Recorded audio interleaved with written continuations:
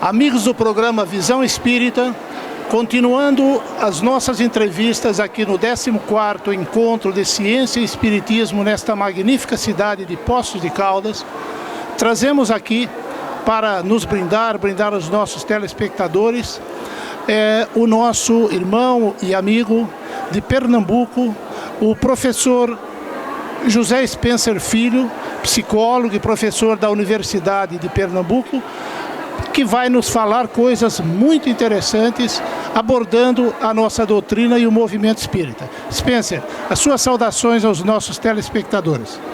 Inicialmente, Nelson, meus agradecimentos à sua pessoa pelo convite e minhas saudações aos telespectadores do programa Visão Espírita. E nós é que agradecemos de antemão. Spencer, você tem alguns conceitos, algumas abordagens dentro da doutrina espírita muito interessantes.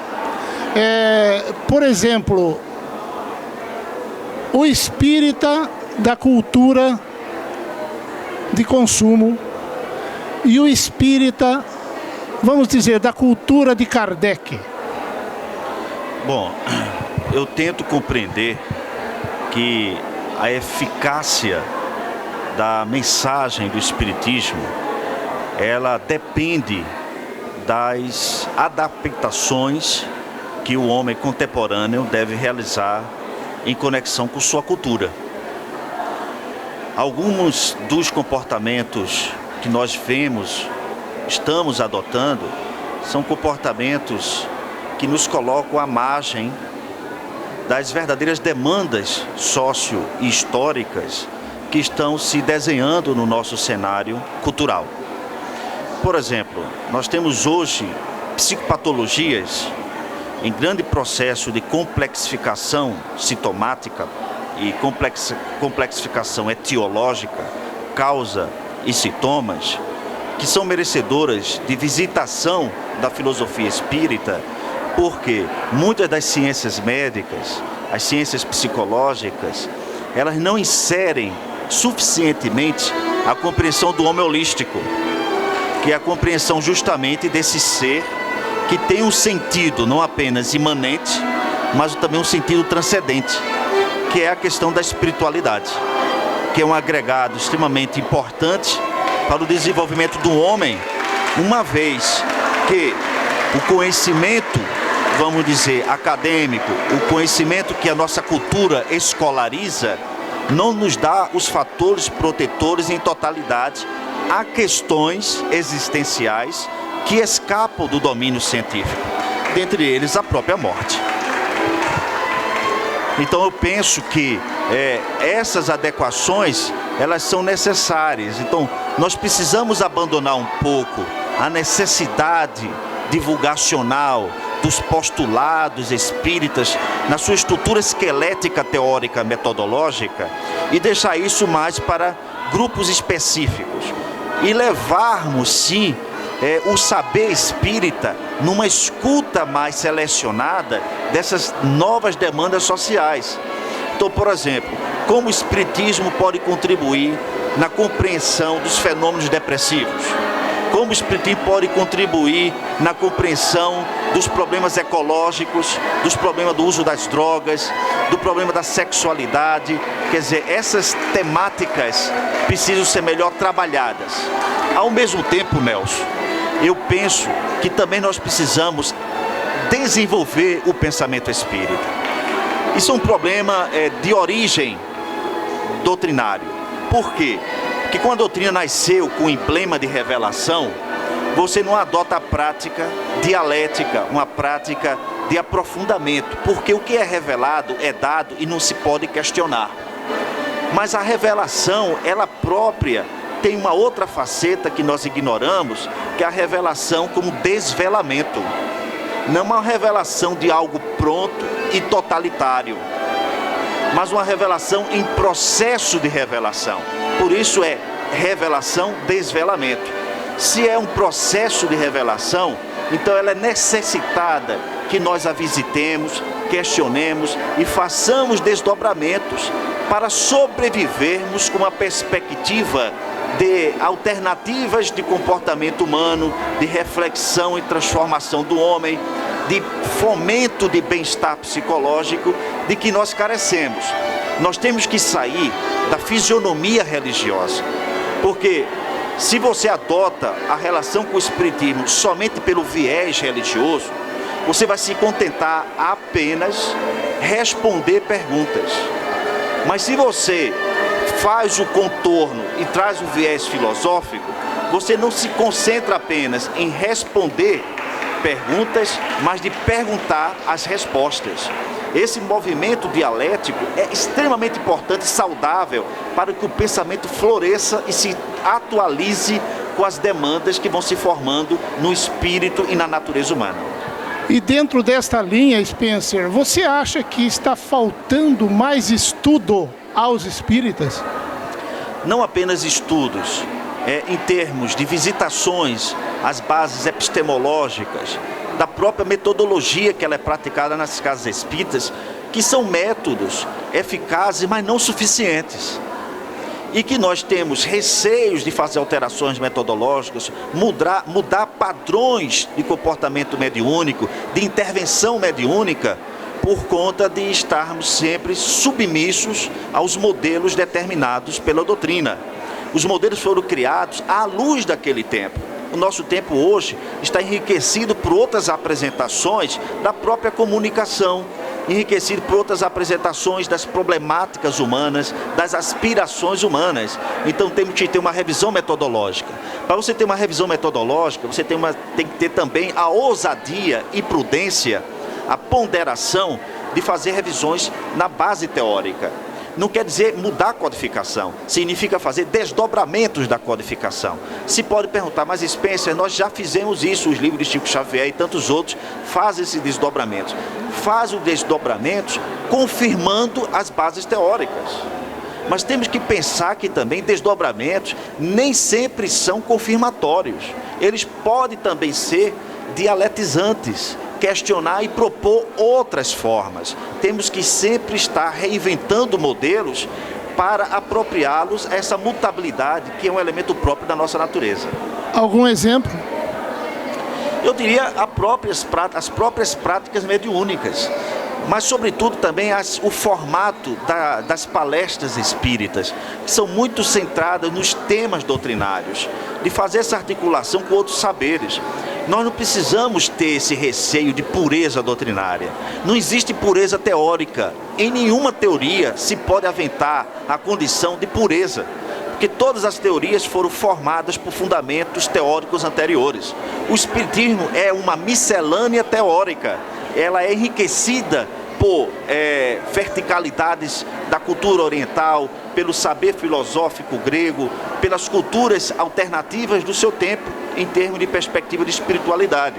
Então nós temos que ter, sim, uma reforma, vamos dizer, mais ousada nos implementos divulgacionais, no trabalhar o pensamento espírita e nos, digamos, sobretudo, Nelson, nos despreocupar em entender, de espiritizar a sociedade.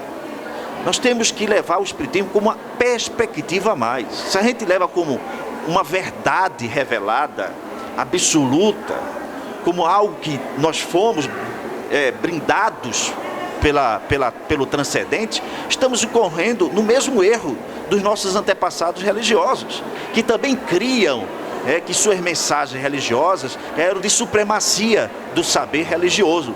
Então não podemos também cometer esse equívoco. Ô Spencer, e dentro desta linha, o espiritismo não é a religião do futuro, mas sim o futuro das religiões? Perfeito. Se nós deixarmos de apenas sermos religião. Porque o futuro das religiões significa uma abertura epistemológica, a tendência da humanidade são as convergências e não o fechamento. Se nós não articulamos essa célula com o ambiente teórico que está se enriquecendo com outros nutrientes, nós nos asfixiaremos na nossa vaidade intelectual, que é de impor ideias e não de compartilhar ideias. E ainda dentro desta linha, nós poderíamos dizer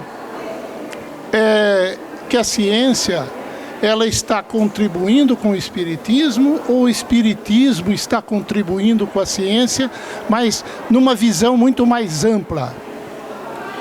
Primeiramente, eu penso que o espiritismo pode contribuir com a ciência nesse desfalque que a ciência tem da compreensão do homem em uma mais expressiva totalidade. Quando a gente fala de bem-estar psicológico, a gente deve inserir também aqueles conteúdos que lidam com aquilo que escapa do domínio metodológico científico, como eu citei o caso da morte. A ciência não dá conta de como você pode se relacionar com a morte, porque a perspectiva da ciência é finitude de vida. Isso o espiritismo pode contribuir, mas o espiritismo precisa entender também que nós não podemos usar a mesma linguagem que a ciência usa, porque o espiritismo não é uma ciência no meu entendimento. É uma perspectiva científica. Portanto, se fosse uma ciência, nós teríamos que ter os mesmos objetos delineados que a ciência tem, teríamos que ter os mesmos métodos de precisão, de comprovação científica, e nós não temos por uma razão simples, que o nosso principal objeto de estudo, que é o espírito, não é delineável. Se não é delineável, nós não podemos dizer que somos uma ciência, porque aí a gente vai confundir com a ciência propriamente dita. O que nós somos é uma filosofia com perspectiva científica. E aí eu acho que nesse lugar, nos pondo num devido lugar de articulação, nós prestaremos um serviço melhor às ciências, à sociedade, como a ciência prestará a nós grandes serviços, caso nós estejamos abertos também em assimilar suas contribuições, que vêm sendo comprovadas no seu sentido até de chocar com alguns postulados nossos, como por exemplo a astronomia atual. O conceito de cosmologia foge hoje do conceito clássico que o livro A Gênese partilha. Por exemplo, a ideia monoteísta de que o universo surgiu de uma única causa. Os avanços astronômicos provam que os estudos de cosmologia, que provavelmente o universo surgiu de inúmeras causas simultâneas e não.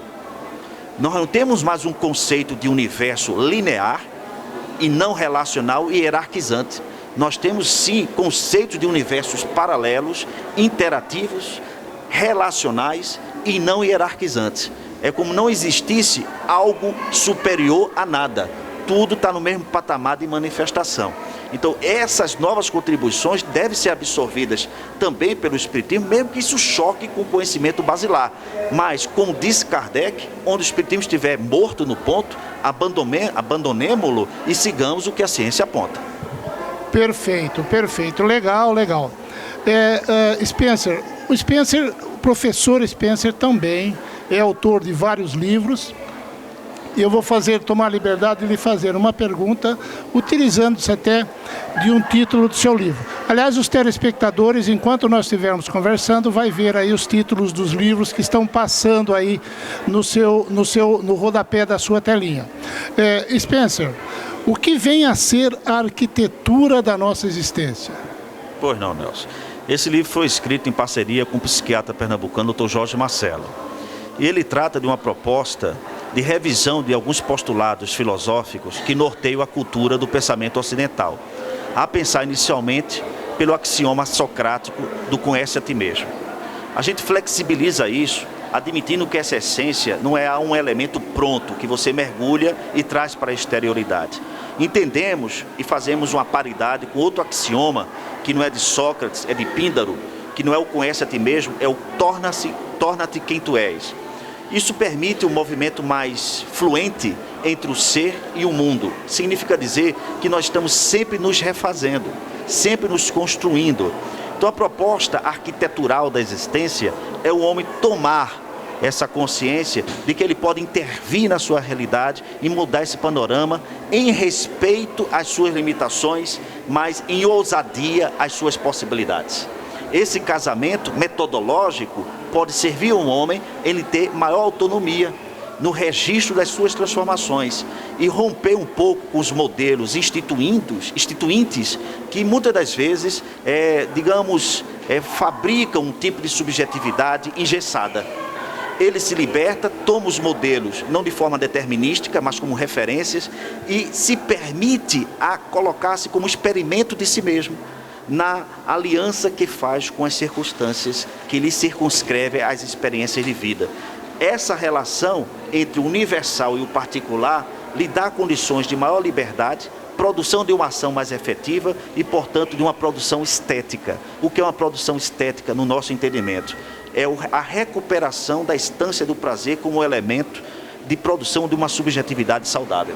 O prazer sempre foi muito condenado na nossa cultura, principalmente a religiosa. Um prazer responsável, moderado, prudente, é muito bem-vindo à saúde física e às construções cognitivas mais eficientes e eficazes que podemos adotar. Muito bem. O Spencer, na sua palestra, aliás, muito bem aplaudida, gostaríamos que você explicasse para os nossos telespectadores aquela história de conciliar os deuses Apolo e Dionísio, ok? Apolo é um deus que representa o saber, a lucidez, a sobriedade. Aquilo que nós adotamos para gerar um ordenamento no mundo. É a nossa intervenção no mundo. É a relação do homem com o mundo. Só que existe um mundo que tem sua própria identidade, digamos assim. Tem seu próprio estatuto de funcionalidade. E quando você está numa dimensão unicamente apolínea, você adota uma relação de dominação sobre esse mundo que você sempre sofrerá, porque o mundo não se adequará aos nossos desejos. Essa relação é uma relação que a ciência, que as propostas filosóficas socorristas e com efeito mais de consumo e de, digamos, de formular comportamentos mais fáceis e modelares, com que o homem se aparte daquela dimensão da existência que lhe é própria, que é a mutabilidade, que é a característica, digamos, caótica da natureza, aquilo que nos contraria, o nosso contradito. O Dionísio pertence ao mundo, que é o que difere de nós. O Apolo pertence a nós, o nosso desejo sobre o mundo.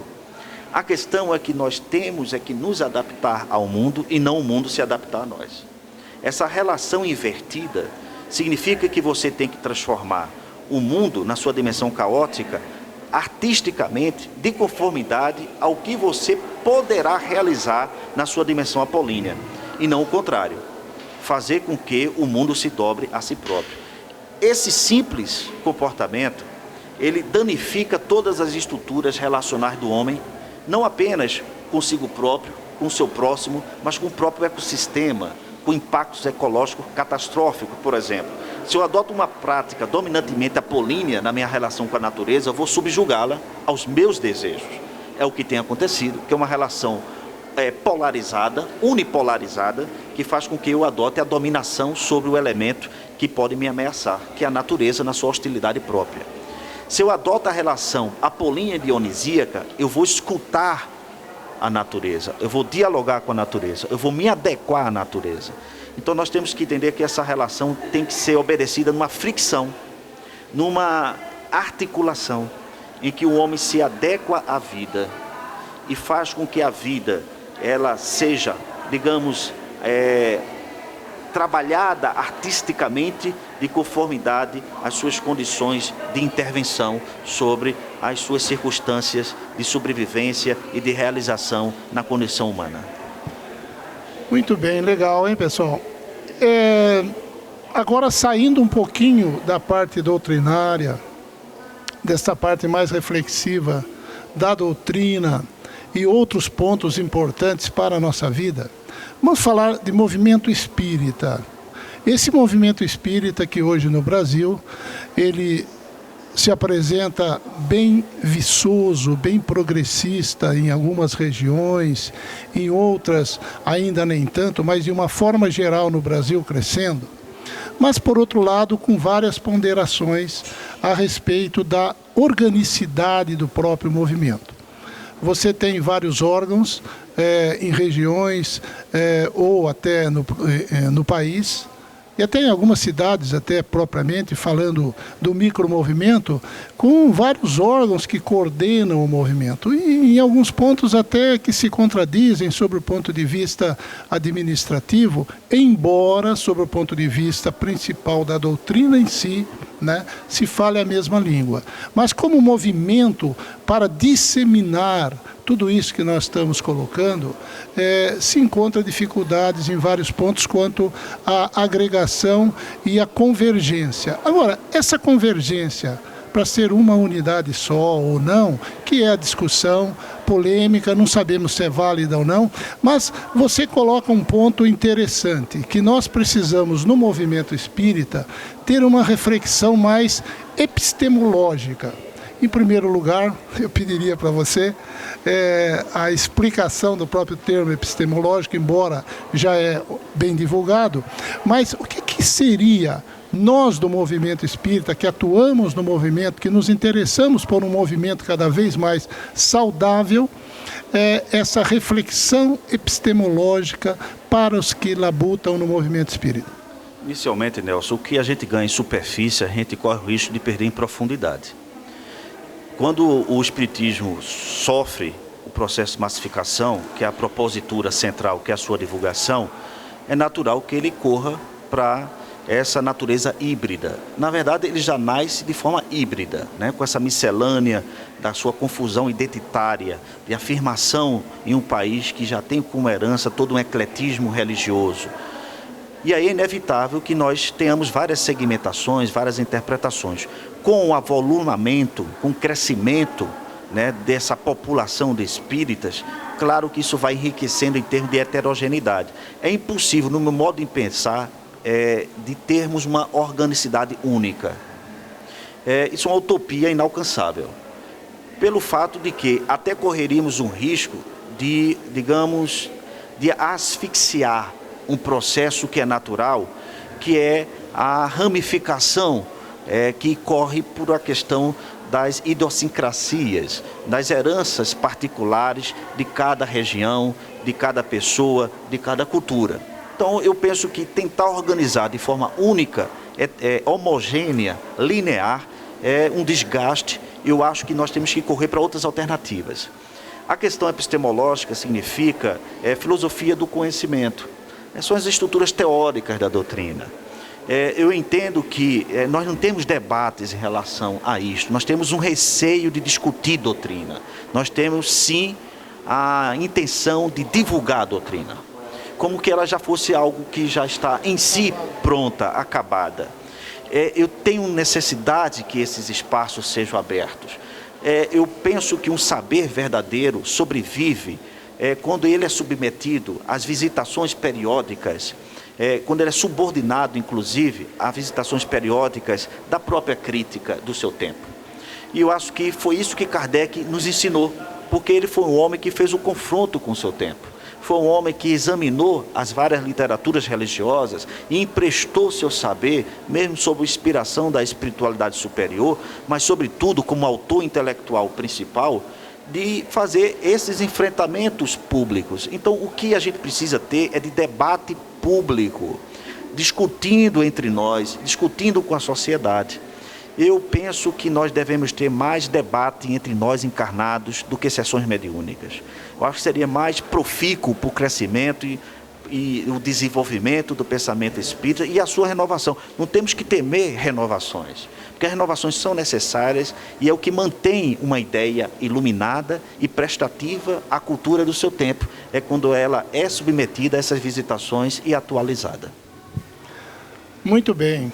Pessoal, nós estamos encerrando pelo nosso tempo.